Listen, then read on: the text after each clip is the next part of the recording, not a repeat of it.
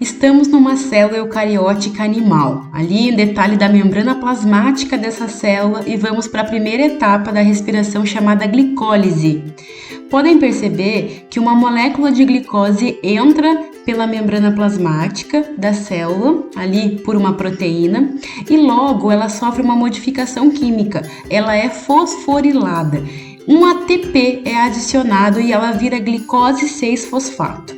Bom, essa é a primeira de 10 reações da glicólise. Então, como eu disse, a primeira reação é a fosforilação da glicose. É como se fosse um dispositivo para a glicose não fugir da célula. Então, ela ganha um fosfato pela enzima hexoquinase. Então, ganha um ATP. Nesse momento, a célula gasta um ATP, né? E aí ela vira glicose 6-fosfato. Não se preocupem com esses nomes difíceis que a glicose vai ganhar. Na segunda etapa da glicólise, somente acontece uma mudança de conformação e ela vira frutose 6-fosfato. Nessa terceira etapa da glicólise, ela ganha mais um ATP, ou seja, a frutose 6-fosfato vira frutose 1,6-bifosfato, tá? Somente ganha mais um ATP. A célula então gastou 2 ATPs. Na quarta etapa, há uma quebra da molécula em duas. Na quinta etapa da glicólise, a cetona formada vira um aldeído. Detalhe, não reparem nesses nomes agora. Na sexta etapa é interessante porque a gente tem a formação, enquanto a glicose muda de formação mais uma vez, formam-se 2 NADHs, esses transportadores de H importantes para a gente. Na sétima etapa da glicólise, tem a síntese de ATP. Pela primeira vez, a célula não vai gastar ATP, ela está produzindo 2 ATPs, enquanto as mudanças químicas nas moléculas continuam, né? Esqueçam esses nomes difíceis. Na etapa 8 da glicólise, apenas há uma mudança de conformação novamente da molécula. Na nona etapa da glicólise, acontece uma desidratação, então moléculas de água saem dessas moléculas em transformação. E na 10ª etapa da glicólise, catalisada pela enzima piruvato quinase, a gente tem a produção de mais 2 ATPs e formam-se no final 2 piruvatos, a partir de uma glicose lá no começo. Agora, esses 2 piruvatos formados vão entrar na mitocôndria. Então, olha lá, eles entrando na mitocôndria, detalhe ali para o piruvato. Aqui só vamos mostrar um piruvato. Ele vai sofrer uma modificação química por uma enzima, né, um complexo de enzimas, chamado piruvato desidrogenase, e vai formar acetil-CoA. Reparem na segunda etapa agora, ciclo de Krebs, ou também chamada, né, a etapa ciclo do ácido cítrico. Esse acetil-CoA, né, formado lá, transformado, né, o piruvato se transformou em acetil-CoA.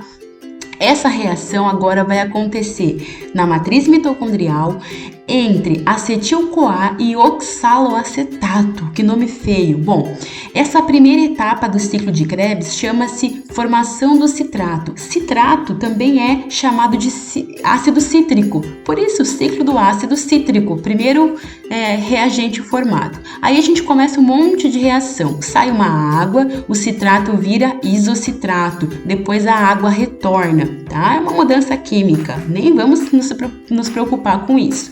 O isocitrato perde um gás carbônico, um CO2, e mais um NADH é formado. Então ele se transforma, né? Importante a formação de NADH.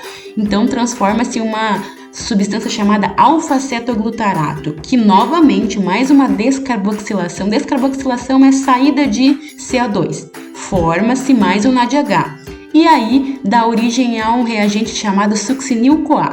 O succinil-CoA, para virar succinato, libera um GTP. GTP é um parente do ATP. Então dá para dizer que formou um ATP nessa etapa aqui, formou uma molécula energética. O succinato, ele perde um FADH2 importante para a gente e vira fumarato, outro composto químico. O fumarato, ele vai sofrer uma hidratação. Chega uma água ali, o fumarato vira uma molécula chamada malato. O malato, então, perde o NADH, mais um transportador de a gás é formado e novamente o oxaloacetato surge, então ele é regenerado. Pessoal, esse ciclo acontece a todo momento. Para cada glicose que a gente come, o ciclo gira 2 vezes, né? Porque vem 2 piruvatos a cada glicose, certo? E agora a gente vai para a terceira e última etapa, que é a cadeia transportadora de elétrons. Olha lá, nós estamos na membrana interna da mitocôndria. Agora a gente vai ter aquele monte de transportador de hidrogênio, eles vão chegar. Olha ali o NADH chegando ali no cantinho. O NADH chega, lembra que o NADH ele transporta prótons e elétrons, né? Os prótons, representado pelo H+ vermelho, os prótons vão lá para cima, para o espaço intermembranoso. E os elétrons, eles vão sendo transportados pelas proteínas da membrana, né? Por isso que chama cadeia transportadora de elétrons. Olha ali os elétrons sendo transportados. Ele vai da proteína 1 para a proteína 2, para a proteína 3, para 4. Olha ali, mais hidrogênios, ou seja, mais prótons sendo transportados lá para cima. O FADH2 também chegou, deixando seus prótons, deixando seus elétrons. Reparem que aqui embaixo vai aparecer o oxigênio. O oxigênio, ele é o aceptor final, recebedor final de elétrons. Olha os elétrons lá que estão no complexo 4, os elétrons se juntam ao oxigênio, 2 prótons se juntam ao oxigênio e formam água. Então é fundamental a presença do oxigênio para receber os elétrons ao final da cadeia. Como tem muito próton lá em cima, a carga positiva lá em cima está gigantesca, isso não é normal, não está equilibrado. Esses prótons precisam voltar para dentro da mitocôndria. Então eles voltam por uma catraca especial, por uma proteína especial. A cada, então, uma galera de prótons que retorna para a matriz mitocondrial, essa força, essa girada da catraca serve para produzir ATP. Então, ali embaixo vocês estão vendo um ATP sendo produzido.